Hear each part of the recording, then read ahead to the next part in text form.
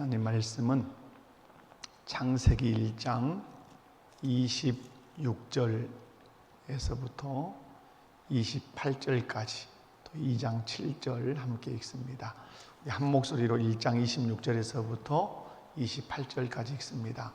하나님이 이르시되 우리의 형상을 따라 우리의 모양대로 우리가 사람을 만들고 그들로 바다의 물고기와 하늘의 새와 가축과 온 땅과 땅에 기는 모든 것을 다스리게 하자 하시고, 하나님이 자기 형상 곧 하나님의 형상대로 사람을 창조하시되 남자와 여자를 창조하시고 하나님이 그들에게 복을 주시며 하나님이 그들에게 이르시되 생육하고 번성하여 땅에 충만하라. 땅을 정복하라.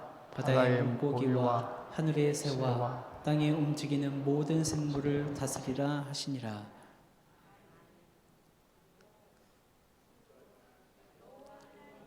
땅의 흙으로 사람을 지으시고 생기를 그 코에 불어 넣으시니 사람이 생명이 되니라.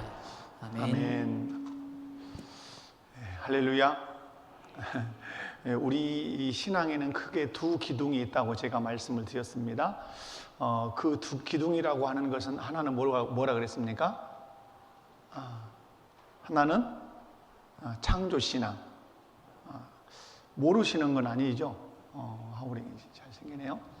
내가 단추를 좀 그러겠습니다. 우리 신앙에는 두 기둥인데 하나는 어떤 신앙이다? 창조신앙이다. 그래서 창조신앙은 다른 게 아니죠. 하나님이 모든 것을 다 지으셨다. 눈에 보이는 것과 보이지 않는 모든 것을 하나님이 지으셨다. 이것을 믿는 거죠.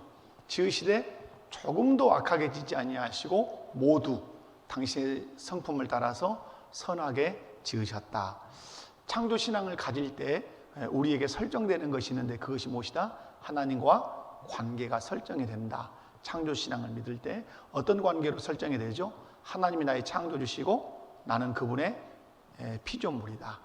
그러면 창조주와 피조물이라고 하는 관계가 설정될 때 우리는 질문하게 되는 거죠. 나는 왜 지음받았고 모든 만물은 지음받았는가? 그러면 창조주께서 우리에게 말씀하시죠. 하나님의 목적이 있고 하나님의 뜻을 따라서 지음받았다. 그래서 그 하나님과의 관계가 분명하게 설정되면 우리의 모든 삶은 하나님이 원하시는 목적을 따라서 하나님이 세우신 질서를 따라서 살아가게 되죠. 이것을 우리는 성공적 삶이라고 합니다. 하나님의 창조의 목적에 맞게 하나님의 창조 질서를 따라서 살아가는 것이 성공적인 삶이죠. 그래서 우리의 모든 삶은 하나님과의 관계 표현이라고 이렇게 말할 수 있습니다. 창조주 하나님이 피조물인 우리에게 어떤 삶을 원하시는지, 왜 나를 창조하시고 모든 만물을 창조했는지를 알고 그 목적을 따라 살아가는 것. 그래서 우리의 모든 행위는 하나님과의 관계를 표현하는 것이다. 그래서 나를 하나님이 창조하셨기 때문에 나를 창조하신 그 목적이 무엇인가를 안다는 것은 곧 내 사명이 무엇인가를 아는 것이다. 그래서 인간의 사명이 오늘 본문 읽은 대로 생육하고 번성하고 땅에 충만하고 땅을 정복하고 모든 것을 다스리도록 하기 위해서 우리를 지으셨다. 그래서 통치권을 이제 우리에게 임하시죠. 그런데 그 모든 것을 다스리는 그 출발에 하나님이 제도를 두셨는데 어떤 제도를 두셨다? 결혼, 혼인 제도를 두셨다. 그래서 그 혼인을 하기 위해서 생육, 번성, 충만, 정복, 다스림, 이 원대한 하나님의 사명을 이루게 하기 위해서 하나님은 결혼 제도를 주셨는데 이 결혼은 누구만 할 수 있다? 남성과 여성, 남자와 여자만 할 수 있다. 그런데 오늘날 결혼의 문제점은 무엇이다? 무엇을 잃어버린 것이다? 하나님의 관점을 잃어버린 것이다. 그러므로 타락이라고 하는 것은 전인격적 타락인데 전적인 부패잖아요. 그 속에 중요한 거 하나가 뭡니까? 하나님의 관점을 이제 잃어버렸다고 하는 사실이죠. 그래서 타락이라고 하는 것은 윤리적인 죄만 짓는다 이렇게 생각하시면 안 되고 죄라는 어떤 행위가 나타날 때 이 근저에 깔려 있는 것은 이 밑바닥에 뿌리에 놓여 있는 것은 뭐죠? 그 사람의 세계관이라고도 말할 수 있고 관점, 그 사람의 관점에 뭐가 있는 거죠? 타락이 있는 것이죠. 이 세계관과 이 관점에 타락이 있기 때문에 그것이 뭘로 나타나는 거죠? 죄라는 행위로 나타나는 것이죠. 이 죄라는 행위를 없애려면 세계관, 이 관점의 그 원위치, 회복이 있어야 되는 거죠. 그런데 여기에서 더 중요한 게 이제 뭐였죠? 왜 이 관점이 뒤틀려진다 그랬습니까? 여기에는 누구와 관계 파괴가 있는 거죠? 하나님과의 관계 파괴가 있는 거죠. 하나님과의 관계 파괴가 결국 뭘 갖고 오죠? 이 관점의 타락을 가지고 오고, 관점의 타락이 죄라는 행위를 가지고 오죠. 관점의 타락이, 세계관의 타락이 오면 반드시 삶의 무엇이 바뀌죠? 방향과 또 무엇이? 삶의 목적이 바뀌게 돼 있죠. 그러니까 그래서 사단이 계속 하는 일은 뭐라는 겁니까? 사단이 계속해서 하는 작업은 관점을 바꾸는 거예요. 관점. 그래서 제가 이제 기도하고 또 교회를 바라보고 다음 세대를 놓고 기도하는 것은, 우리는 이번에 이제 목사님들도 만나서 또 이제 그 전남 성시와 운동본부에서 차별금지법 얘기도 좀 하시고 출산에 관한 얘기도 좀 하시고 그래서 이제 모였는데, 이제 우리 목회자들의 그 생각이 많이 좁다는 생각을 제가 좀 하게 됐어요. 뭐냐면 이런 거죠. 우리는 이제 차별금지법이라고 하는 것을 잠깐 얘기를 들으면, 차별하면 안 되죠, 분명히. 애국인을 차별하면 안 되고, 장애인을 차별하면 안 되고, 그죠? 그 어린아이를 차별하면 안 되고, 노인을 차별하면 안 되죠. 그런데 차별금지법 안에 뭐가 있다는 거죠? 독소 조항이라고 하는 것이 있다는 것이죠. 그게 이제 성평등, 양성평등이 아니라 모든 성은 평등하다고 하는 이런 개념이 들어있는 것이죠. 그런데 제가 이제 보면서 느낀 게 뭐냐면, 차별금지법을 막으려고 하는 해요. 이 독소 조항이 있는 차별금지법을 막으려고 목사님들과 교계가 노력을 많이 해요. 그래서 하는 일이 주로 뭐냐면, 서명하고 시위하고 피켓 시위하고 이런 거예요. 그런데 저는 그런데 이런 독소 조항을 주장해 오는 세력들을 보면 그들은 한 방향으로만 하지 않아요.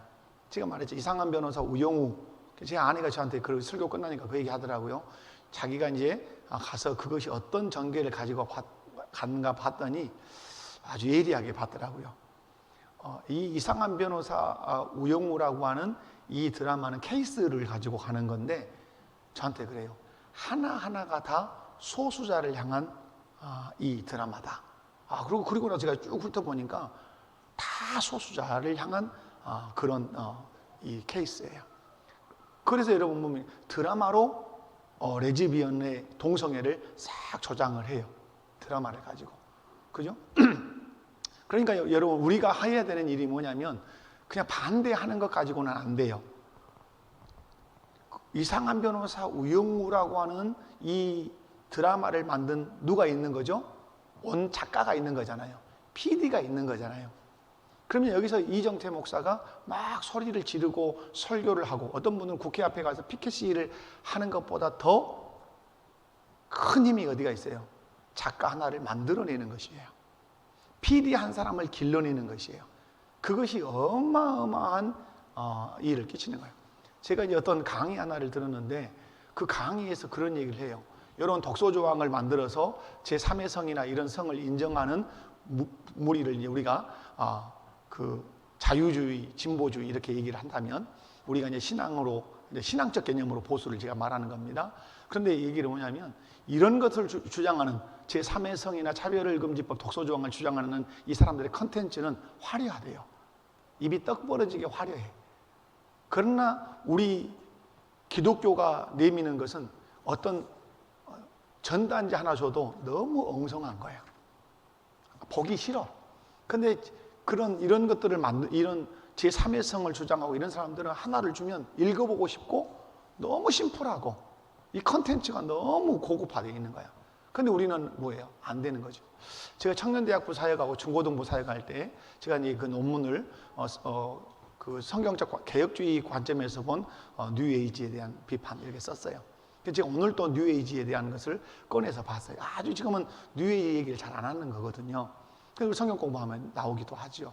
근데 여러분, 그런데 우리 그걸 할 때 그때 대표 주자로 나서서 그런 강의를 했던 분이 신상은이라고 하는 교수님이에요.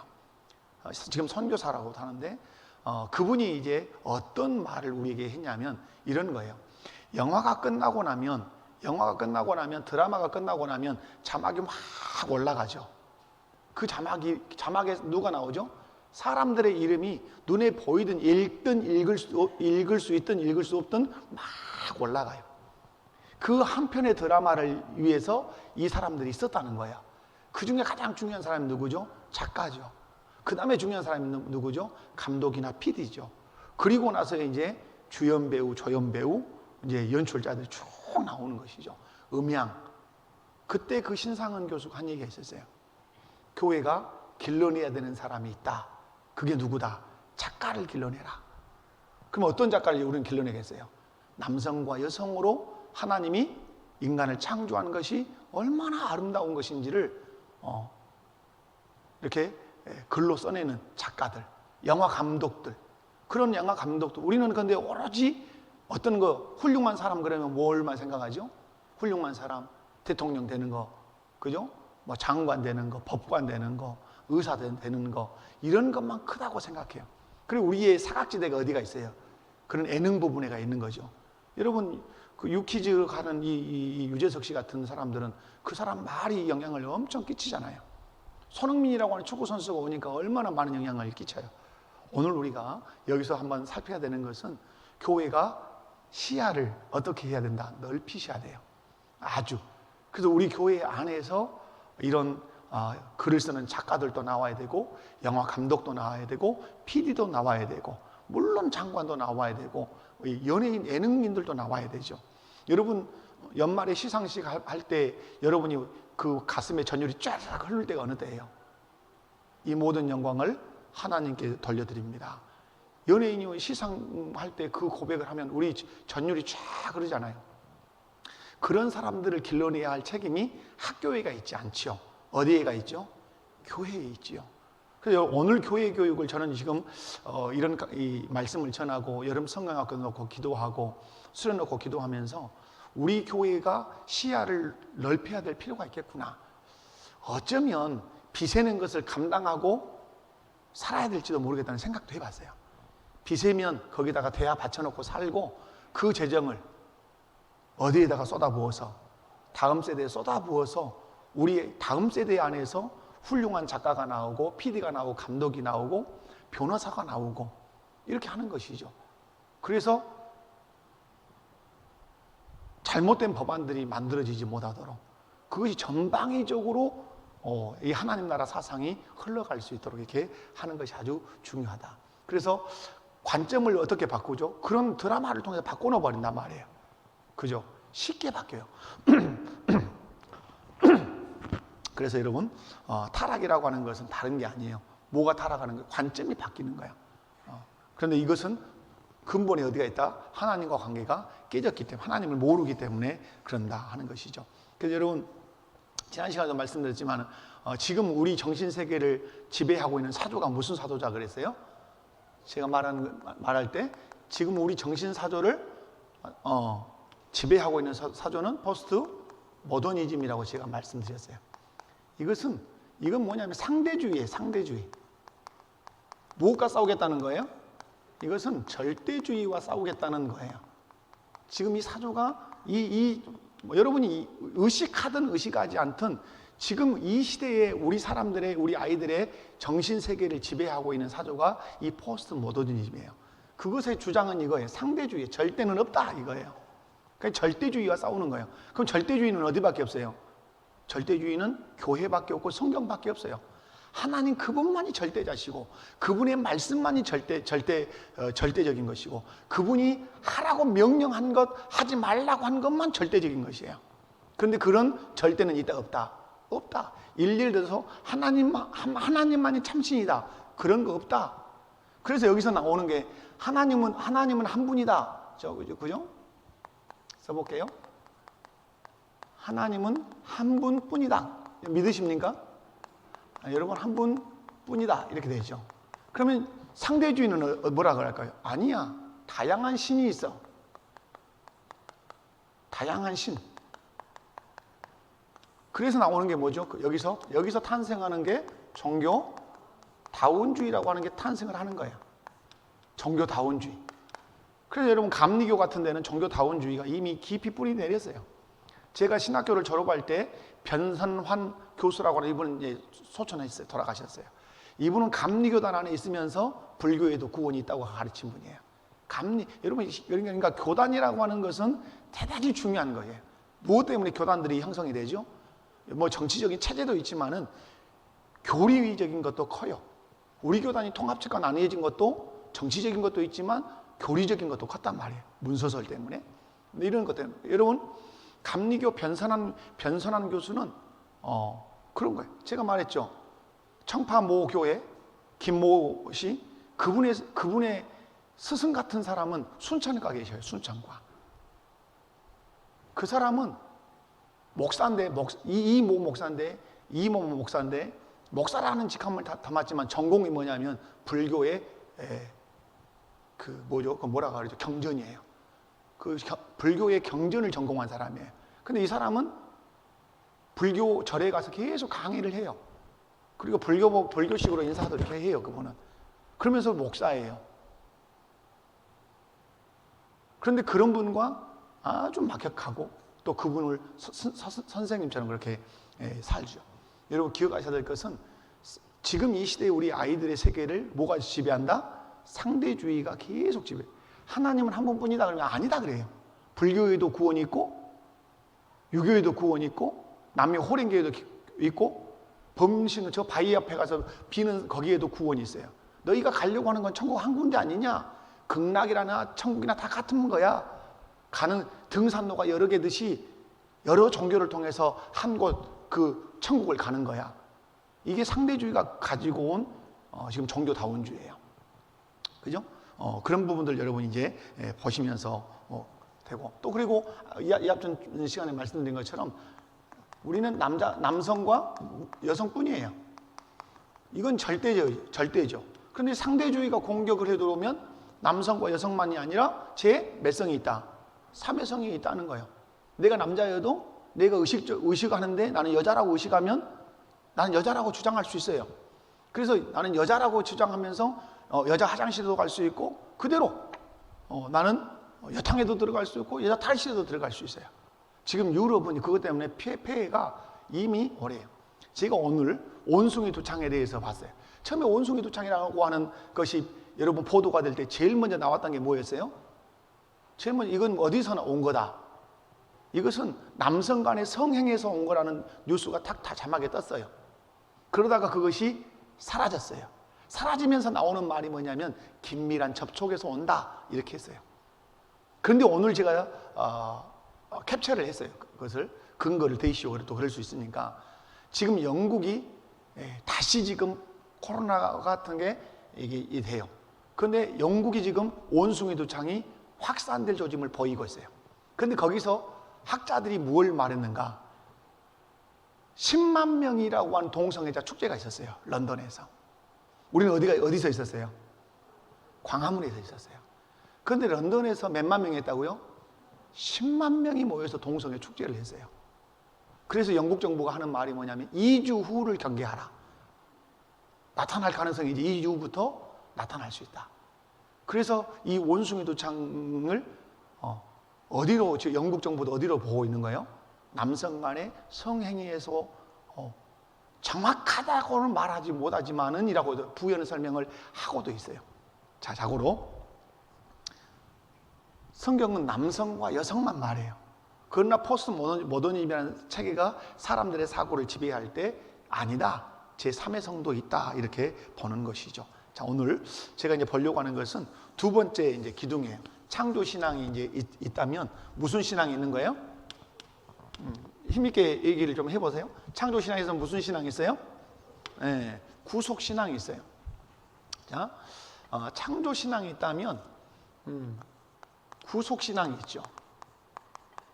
그러면 창조했는데 왜 구속을 말하는가? 이 질문이 던져지지 않겠어요? 왜 창조했는데 왜 구원이라는 말은 경찰서 간다는 말이 아니라 구원을 말하는 거예요? 여러분, 창조, 왜 창조를 말하다가 느닷없이 구속을 말하는가? 그럼 이 중간에 뭐가 놓여 있다는 말이에요? 이 중간에 놓여 있는 것은 타락이라고 하는 게 놓여 있다는 거죠. 그죠? 창조, 하나님이 모든 것을 선하게 지으셨는데 어떻게 됐다? 그것이 타락했다. 그러므로 뭐가 필요하다? 구원이, 구속이 필요하다, 이 말이죠. 그래서 창조와 구속을 말하려면 그 사이에 있는 무엇을 반드시 논해야 되죠? 이 타락을 반드시 논해야 되죠. 그래서 여러분, 창조는 타락은 뭐죠? 타락은 창조 질서 파괴가 타락이죠. 하나님의 창조 목적에서 벗어남. 여기 이제 타락이죠. 결국 큰 틀에서는 이제 하나님을 등지는 것이라고 하지만은 이 타락의 결과들이 뭐 하나님의 창조 질서가 파괴되는 것이고 창조 목적에서 벗어나는 것이죠. 그래서 창조를 말하고 구속을 말하려면 반드시 그 중간에 있는 뭘 다뤄야 된다? 타락 문제를 분명히 다뤄야 돼요. 그럼 타락은 뭐죠? 타락은 하나님이 세우신 법을 위반하는 거예요. 그러니까 항상 죄라고 하는 것을 정의할 때는, 죄란 이렇게 정의할 때는 이 죄라는 말은 어떤 용어예요? 이건 법정적 용어예요. 어떤 용어라고요? 이 죄라고 하는 건 법정적 용어란 말이에요. 그러면 죄가 정의되려면 반드시 뭘 들이대야 돼요? 죄를 말하려면 반드시 뭘 들이대야 돼요?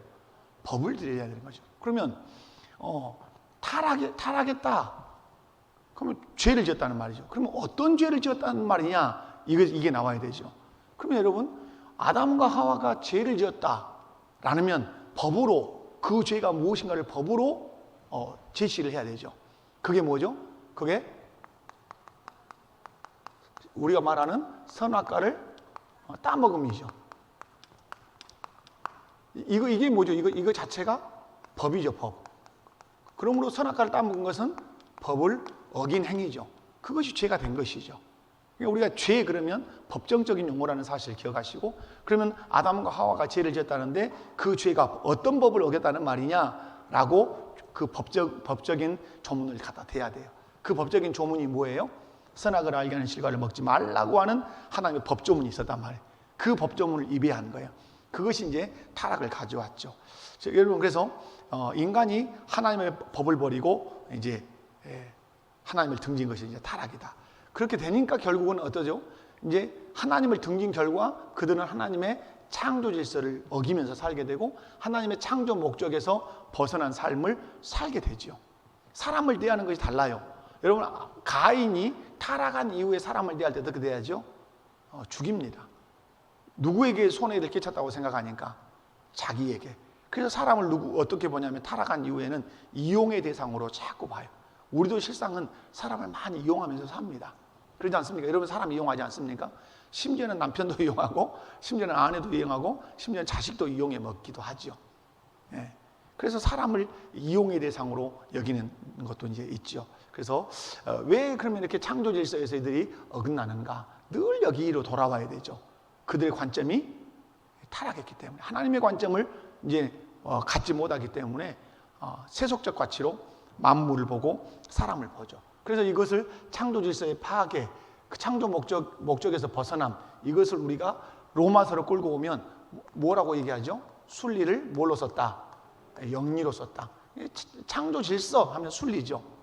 근데 질서 파괴 그러면 영리가 되는 거. 창조 목적이 옳게 그러면 순리죠. 창조 목적에서 벗어남 그러면 영리가 되는 것이죠. 그래서 이것이 이제 죄의 모습이죠. 그렇다면 이제 구속 신앙이라고 하는 게 이제 뭐냐라고 할 때, 구속 신앙은 뭐죠? 타락한 그 인간이 누구와 관계가 깨졌어요? 하나님과 관계가 깨졌죠. 그래서 구속의 가장 중요한 목적은 뭡니까? 구속의 가장 중요한 목적은 누구와의 관계 회복입니까? 그죠? 하나님과의 관계 회복이죠. 그래서 구속에서 가장 핵심은 하나님과의 관계 회복이죠.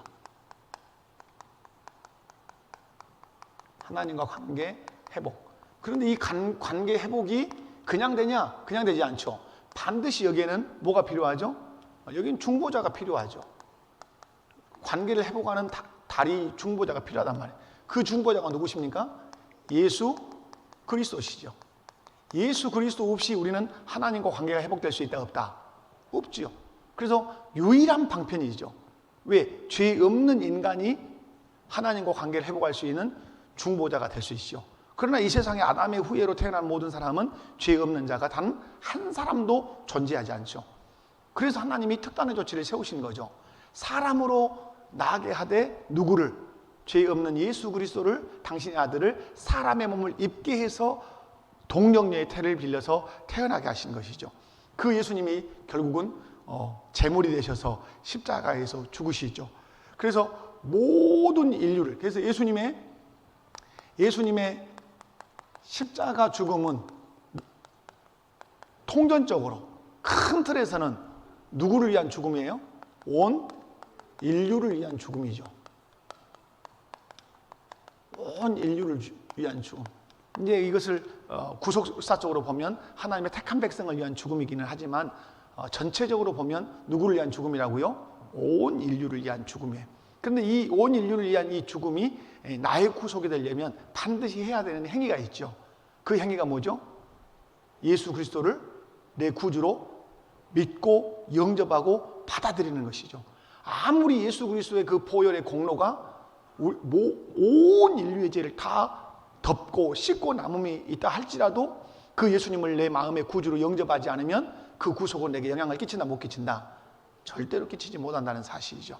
그래서 십자가에서 못 박혀 죽으신 그 예수님을 나의 구주로 마음의 문을 열고 영접하고 받아들이면 그 예수 그리스도의 그 구속의 효력이 누구에게 적용된다?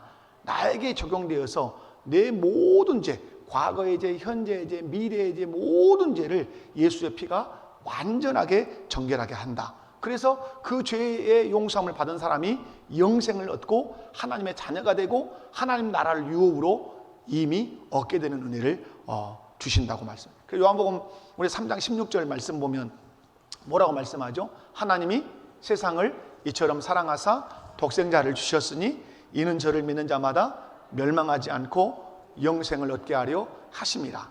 요한복음 3장 16절은 성경의 요절이라고 말하잖아요. 근데 거기 하나님의 마음이 담겨져 있죠. 하나님이 세상을 어떻게 하셨다? 온 인류를 하나님이 사랑했단 말이에요. 그리고 그 인류가 어떠하기를 원하지 않았다? 멸망하기를 원하지 않으셨다. 그래서 하신 일이 뭐예요? 당신의 아들을 인간의 몸을 입고 이 땅에 오게 하셨다. 로마서에서는 하나님이 자기 사랑을 확증해 주고 싶었다. 내가 너희를 얼마만큼 사랑하는지를 내가 확실하게 증명해 줄게 하는 그 행위가 무엇이었다? 독생자 예수 그리스도를 이 땅에 보내시는 것이었다. 아멘. 그래서 여러분, 그래서 이제 예수 그리스도를 믿고 영생을 얻어 하나님의 자녀가 되고 하나님 나라를 유업으로 받으면 고린도후서 5장 17절에서 그건 찾아볼까요? 고린도후서 5장 17절에서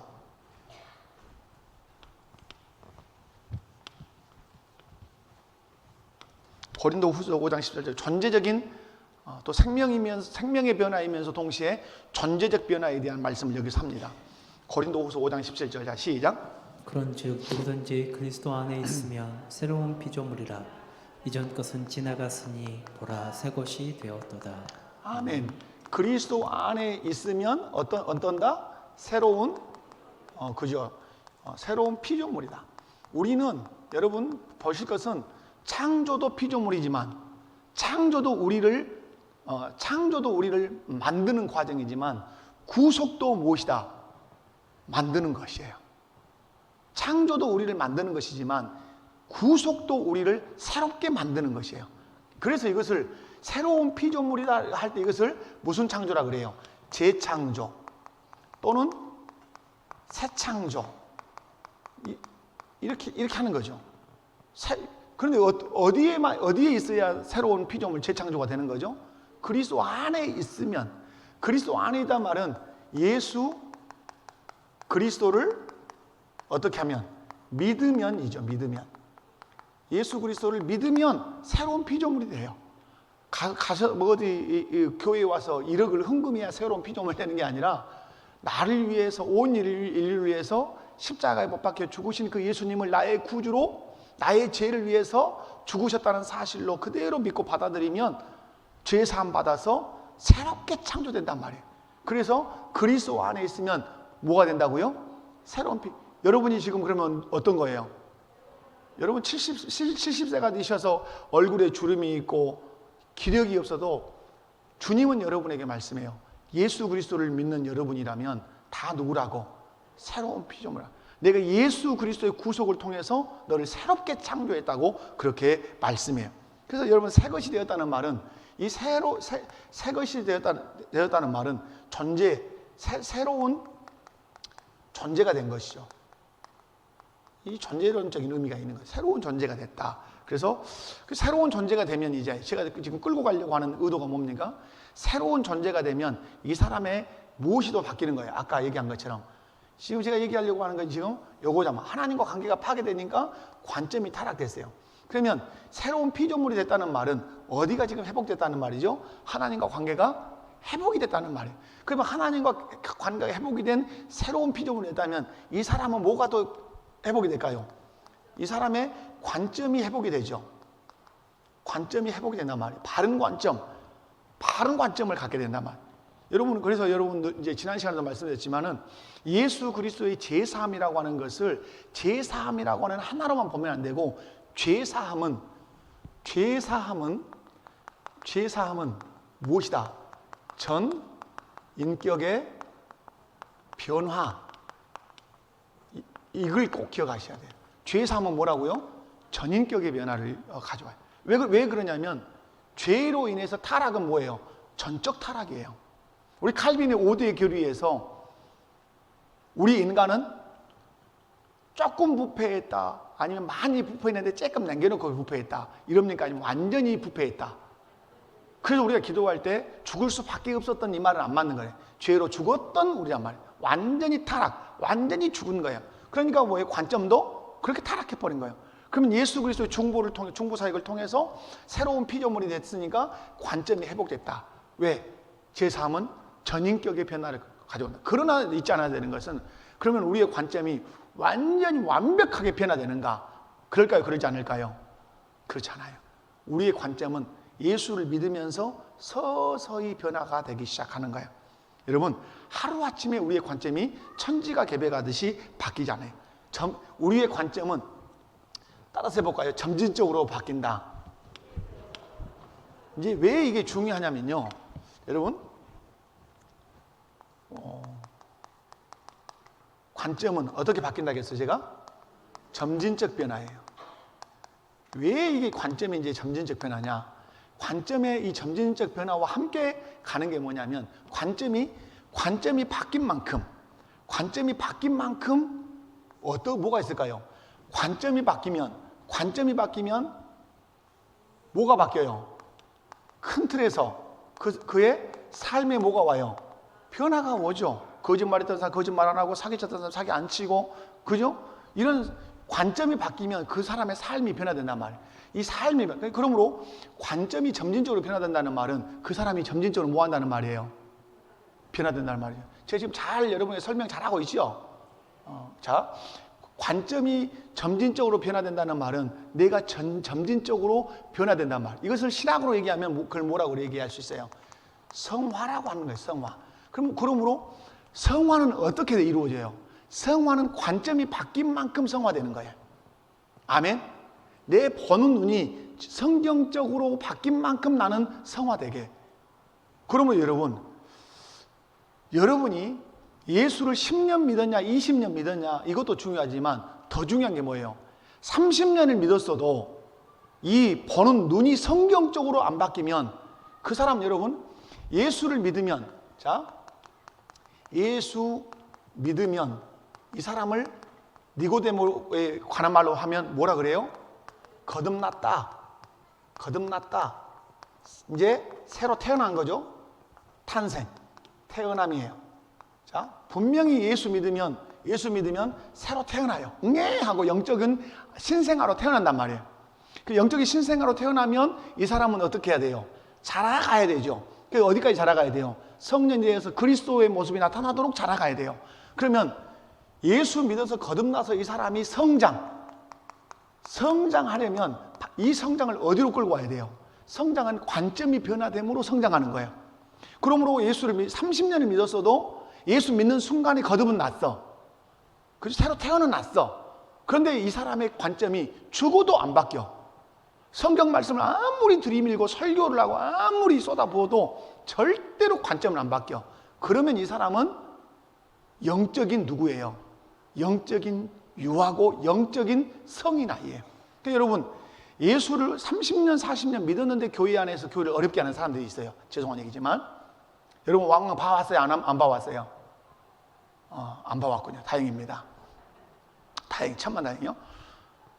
교회를 유독 시끄럽게 하는 사람들이 있어요. 여러분, 목회자도 그래요. 목회자도 그 사람이 가면 교회가 조용해지는, 문제가 있었는데 조용해지는 케이스가 있어요. 죄송하지만 제가 그런 케이스라고 너희에서는 말씀하십니다. 이정태 목사가 가는 곳에는 늘 교회를 화평하게 한다. 봐라, 노아교회 그러지 않냐? 노아교회 문제가 있었다는 게 아니고 천혜교회 우리 목포교회에서 잘할 거다. 아멘 좀 하시죠. 그런데 여러분, 근데 어떤 사람은 또 가면 그렇게 평안했던데도 늘 문제를 일으키는 그런 분들도 이제 왕왕 있기도 해요. 여러분, 그런 건 또 어디서 찾으셔야 되냐면, 왜 저 사람은 똑같이 예수를 한 40년 믿어가지고 그렇게 신앙생활을 하는데 왜 자꾸 갈등을 일으킬까? 왜 그럴까요? 분명히 예수를 믿어서 생명은 변화됐어요. 그러나 그의 관점은 시간이 가도 안 바뀌는 거예요. 사람을 바라보는 관점이 안 바뀌어.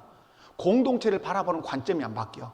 물질을 바라보는 관점이 안 바뀌어. 그러니까 늘 어린아이 같은 행위를 계속 하니까 거기서 갈등이 발생하는 것이에요. 그러므로 여러분, 기억해야 되는 게 뭐죠? 돌아봐야 돼. 이제 뭘 돌아봐야 돼요? 나는 얼마만큼 내 생각이 성경적으로 바뀌었는가? 내 가치관이 얼마나 성경적으로 바뀌었는가? 사람을 보는 눈이 얼마나 성경적으로 바뀌었는가? 남편과 아내를 바라보는 눈이 얼마나 성경적인가? 교회를 바라보는 눈이 얼마나 성경적인가? 이런 것들을 점검해야 돼요. 그래서 이것이 바뀌지 않았다면 내 성화의 속도는 어떠하다? 더딘 거예요. 어릴 뿐이요.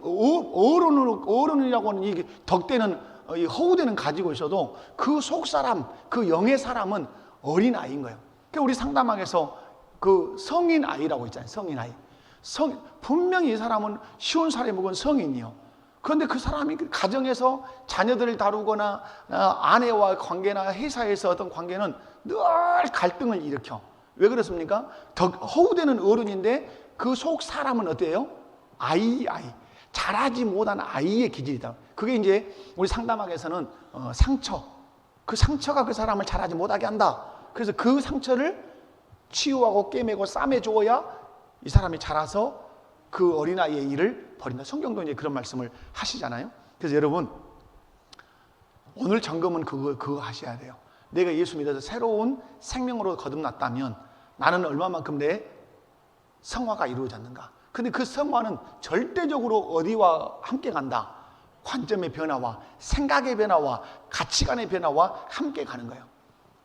그래서 여러분, 관점이 바뀌면, 그래서 신앙생활을 조금만 이렇게 해도 빨리 변화를 이루는 사람들이 있어요. 그 사람은 뭐 특별한 은혜를 받았거니요? 그러지 않아요. 어디 앞에서 빨리빨리 주저앉냐면 말씀이 부딪혀올 때 자기가 허물어지는 거예요. 우리 교육자들하고 세계관 나눌 때 이런 말씀을 우리가 나눴어요. 저도 이제 그런 얘기를 했고, 뭐냐면 성경을 읽다가 이해되지 않아요. 저희 어머님이 왜 가나안 땅에 가서 그렇게 다 죽인대, 이해되지 않으니까 안 믿으려고 해요. 그러면 여러분, 그것이 옳을까요? 그렇지 않아요. 내가 이해되지 않으면 이해되지 않은 내 생각이 잘못됐다고 인정해야 돼요. 그리고 성경 말씀이 옳아, 이렇게 가셔야 돼요. 그래야 그것이 바른 신앙관으로 갈 수 있어요. 내가 이해되지 않으니까 성경이 틀렸다고 하는 사람들이 의외로 있습니다. 성경은 절대적인 정확무오한 하나님의 말씀이에요. 여러분이 성경을 읽다가 이해되지 않으면 이해되지 않는 이 생각과 사고가 잘못된 거야. 이해되지 않지만 하나님의 말씀이 절대적으로 옳아요 라고 고백해야 돼요. 그래야 하나님이 그 뒤에 가서 우리에게 이해를 시키시고 알아먹게도 하신다는 사실이에요. 그래서 한 사람의 변화와 그 성화의 속도는 그 사람의 관점이 얼마나 빨리 변화되느냐에 달려있다. 그래서 그런데 이제 결론적인 것은, 그렇다면 이 관점의 변화에 영향을 끼치는 게 뭐냐 하는 거죠. 이제 중요하죠. 반드시 관점은 어떤 것에 영향을 받아서 변화가 되게 돼 있어요. 그래서 세상 말을 많이 듣고 텔레비 많이 듣는 사람은 그것의 자기 관점을 형성을 해요. 그래서 사람이 어떤 공동체에서 사느냐, 어떤 삶의 영향을 받느냐가 자기 세계관에 지대한 영향을 끼쳐요. 그러면 우리 그리스도인들의 관점, 가치관, 세계관에 결정적으로 영향을 뭐가 끼쳐야 돼요? 그것은 당연히 하나님의 말씀인 뭐여야 됩니까? 말씀인 성경이어야 합니다. 성경. 하나님의 말씀인 성경이 내 생각과 부딪혀가지고 무엇이 깨져야 돼요? 내 생각이 와르르 깨져야 돼요. 내 가치관이 잘못된 가치관이 와르르 깨져야 돼요. 그리고 다시 새로운 가치관이 세워져야 돼요. 성경이 말씀하는, 그죠?